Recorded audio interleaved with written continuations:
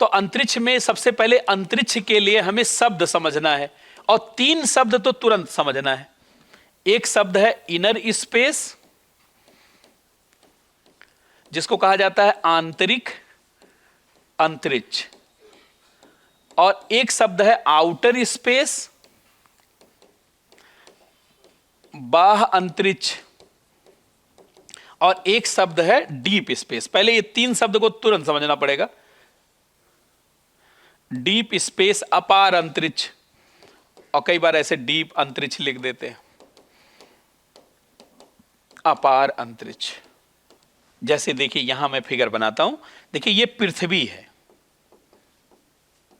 पृथ्वी के ऊपर 0 से 100 किलोमीटर तक का, पहले तो मैं सीधे ले जाता हूं 400 तक, ताकि वो डिवीजन एक साथ हो जाए। देखिए 0 से लेके 400 किलोमीटर तक का क्षेत्र इनर स्पेस कहलाता है। इसमें एटमॉस्फेयर और आकाश दोनों है, ये इनर स्पेस है। इसमें कोई अभियान नहीं भेजा जाता, इसमें खाली साउंडिंग रॉकेट भेजे जाते हैं, जो धुआं देता हुआ दिखता होगा आपको बाहर बाहर। 400 किलोमीटर से ऊपर 40,000 किलोमीटर तक ये होता है आउटर स्पेस। ये 400 से लेकर के 40,000 किलोमीटर। ये ऑर्बिट भी पढ़ाना पड़ेगा, तब इसमें 3 ऑर्बिट है, low earth orbit, middle earth orbit, high earth orbit. तभी तो आप समझ पाएंगे। सन सिंक्रोनस, सन स्टेशनरी, सूर्य तुल्यकाली, सूर्य स्थिर, जियो सिंक्रोनस, जियो स्टेशनरी, भूतुल्यकाली, भू स्थिर। अब ये शब्द सारे शब्द समझ में आएंगे तभी तो आप जान पाएंगे। अच्छा, अब इसके बाद दूसरे ग्रह का स्पेस क्या हो जाएगा बोलिए? Deep space. अब देखिए ये जो पहला वाला इनर स्पेस हो गया, अब ये वाला हो गया आउटर स्पेस, और किसी दूसरे ग्रह का अंतरिक्ष ये हो गया deep space of other planets. Space of, जैसे मून का स्पेस हमारे लिए डीप स्पेस है, मार्स का स्पेस हमारे लिए deep space of other planets, space of other planets. तो देखिए ये 3 है, एक तो इनर स्पेस, दूसरा आउटर स्पेस, और तीसरा है डीप स्पेस। तो ये आंतरिक अंतरिक्ष है। यहां पे माध्यम पाए, जहां तक माध्यम है उसको आंतरिक अंतरिक्ष कहा जाता है, और जहां माध्यम नहीं, ये तो सब आइंस्टीन का डिवीजन है, अल्बर्ट आइंस्टीन। उनसे ज्यादा भाई कोई फिजिक्स का जानकार नहीं माना। वो तो अलग बात है, उन्होंने सम्मान दिया गैलीलियो को, लेकिन गैलीलियो का शुरुआती ज्ञान था, और आइंस्टीन का ज्ञान बहुत एडवांस लगता है, बहुत एडवांस लगता है। आइंस्टीन ने एक थ्योरी दी थी जिसपे अभी ग्रेविटेशनल वेव्स की खोज हुई है 2015 में, और उस पर यूपीएससी ने सवाल पूछ दिया। एक चीज और ध्यान रखा करिए, हर साल कितनी अंतरराष्ट्रीय स्तर पे बड़ी खोज हो रही है उस पर भी ध्यान होना चाहिए, क्योंकि सवाल वैसे भी तो पूछे जाते हैं, करंट अफेयर वाले जो हैं। अच्छा, आप देखिए ये आउटर स्पेस है जहां माध्यम नहीं पाया जाता, और डीप स्पेस का मतलब लिखिए दूसरे ग्रह का स्पेस। तो डीप स्पेस के आगे लिख लीजिए, दूसरे ग्रह के स्पेस को डीप स्पेस कहा जाता है। एक एक लाइन लिखे, नहीं तो भूल जाएंगे आप। लिखिए दूसरे ग्रह के अंतरिक्ष को डीप स्पेस कहा जाता है। जैसे बताइए आप, जैसे मून स्पेस, जैसे मार्स स्पेस। 2 स्पेस तो हम लोगों ने देख ही लिया, इसरो ने देख ही लिया है।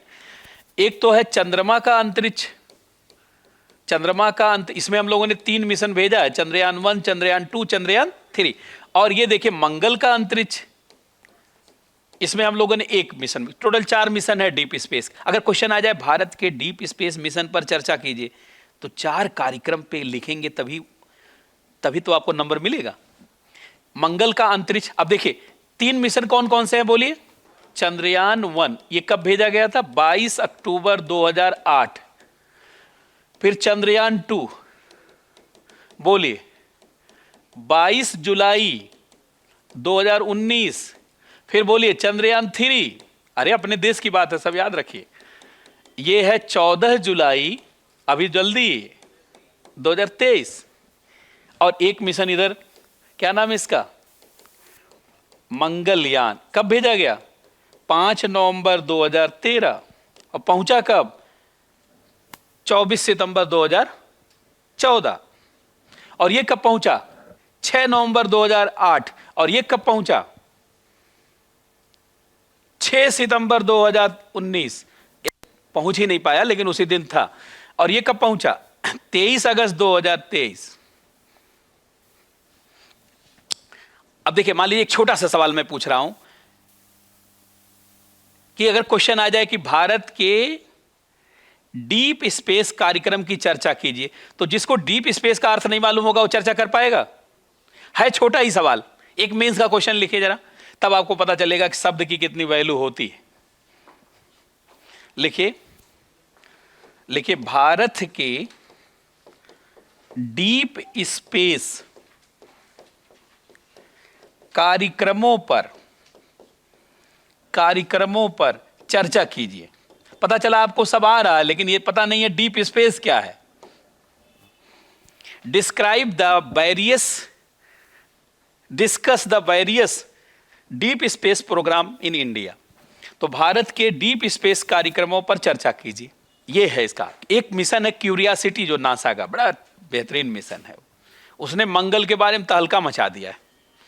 उसने मंगल के वायुमंडल में मीथेन का पता लगा लिया, और मीथेन वहीं होती है जहां जीवन होता है। इसका मतलब मंगल पे जरूर जीवन है, चाहे वो माइक्रो ऑर्गेनिज्म का ही हो। अच्छा, एक काम और उसने किया 2012 में, ये 2015 में पता, 2018 में पता लगाया मंगल के वायुमंडल में मीथेन का, और 2012 में उसने मंगल पे स्फेरिकल पेबल्स, जो गोलीय चट्टान, जैसे नहीं गंगा जी में जाइए तो ऐसे शंकर जी जैसा लगता है, सारा गोल गोल पत्थर, और माना जाता है गोल पत्थर वही होगा जहां पर नदियां रही होंगी। तो माना जाता है कि मंगल के ऊपर 3 अरब वर्ष पहले नदी थी। एक ये। अच्छा, एक और निष्कर्ष निकाला है उसने, क्यूरियोसिटी रोवर ने। उसने ये निकाला है कि जो मंगल है, मंगल के सतह पर बहुत सारी संरचना ऐसी है जो बहुत विषम है, जो संरचना विषम है, और वो विषम बनाने में कोई न कोई जो है एनिमल एक्टिविटीज जिम्मेदार रही है। अब ये 3 चीज को लेकर के स्टडी चल रही है कि ये बात कितनी सही है, लेकिन कम से कम पहले साक्ष्य तो आता है, तभी तो उस पर डिस्कशन होता है। तो एक चीज आप समझ गए कि डीप स्पेस। अब लिखिए आउटर स्पेस, हेडिंग डालिए आउटर स्पेस, तभी हम परिभाषा लिखवा पाएंगे। अभी हमने कोई चीज लिखवाया नहीं इस चैप्टर का। अभी मैं बताना चाहता हूं कि स्पेस टेक्नोलॉजी क्या है, लेकिन उससे पहले मैं फंस गया शब्दों में। तो आ जाइए अब दूसरा लिखिए आप आउटर स्पेस। डॉक्टर कस्तूरी रंगन, डॉक्टर माधवन नायर, डॉक्टर किरण कुमार। माधवन नायर के नेतृत्व में चंद्रयान 1 छोड़ा गया। जिसके नेतृत्व में छोड़ा जाएगा वही तो होगा father of deep space mission. कौन है? डॉक्टर माधवन नायर, जो 2003 से 2009 तक कौन थे? इसरो चेयरपर्सन। अच्छा, father of outer space mission किसे कहा जाता है? माधवन नायर। उनके नेतृत्व में आर्यभट्ट उपग्रह छोड़ा गया। आउटर स्पेस में कोई मिशन छोड़ा जाएगा तभी तो वो फादर कहा जाएगा। विक्रम साराभाई ना आउटर स्पेस के फादर है ना डीप इनर स्पेस के। साउंडिंग रॉकेट छोड़ा गया था उनके नेतृत्व में।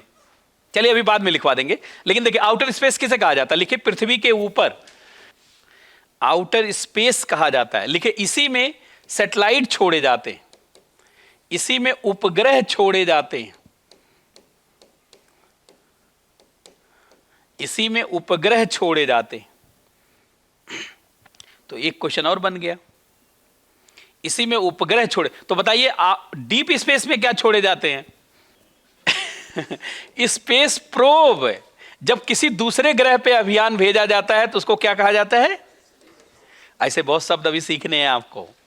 खैर अभी हम आगे पढ़ाते हुए बता दें, उसको स्पेस प्रोब कहा जाता है। और आउटर स्पेस में जब कोई अभियान भेजा जाता है तो उसको, हाँ ये मत सोचिएगा हर जगह उपग्रह कहा जाता है। चंद्रयान 1 उपग्रह नहीं है, चंद्रयान 2 उपग्रह नहीं है, चंद्रयान 3 उपग्रह नहीं है, और मंगलयान 1 उपग्रह क्या है? अच्छा, अब इनर स्पेस पे आ जाइए। अच्छा, अगर क्वेश्चन आए आउटर स्पेस प्रोग्राम पर चर्चा, तो कहीं चंद्रयान का चर्चा मत कर दीजिएगा, नहीं तो क्वेश्चन एग्जामिनर क्या करेगा? काट देगा। आंतरिक अंतरिक्ष, ये जहां तक माध्यम होता है, इसमें भी 2 क्षेत्र होता है। देखिए ये 0 से 400 किलोमीटर का क्षेत्र होता है जहां माध्यम पाया जाता है, चाहे कम या ज्यादा, जहां गुरुत्व पाया जाता है। सबसे पहले गुरुत्व की बात ब्रह्मगुप्त ने की थी। बाराहमिहिर, ब्रह्मगुप्त और भास्कराचार्य दो ग्रेविटी के बारे में सबसे गंभीर चर्चा उन्हीं की है। बाद में न्यूटन ने की लॉ ऑफ ग्रेविटेशन, वो तो बहुत 1687 में आया है लॉ ऑफ ग्रेविटेशन। लेकिन भास्कराचार्य ने 1150 में किया था लीलावती पुस्तक अपनी बिटिया के नाम से।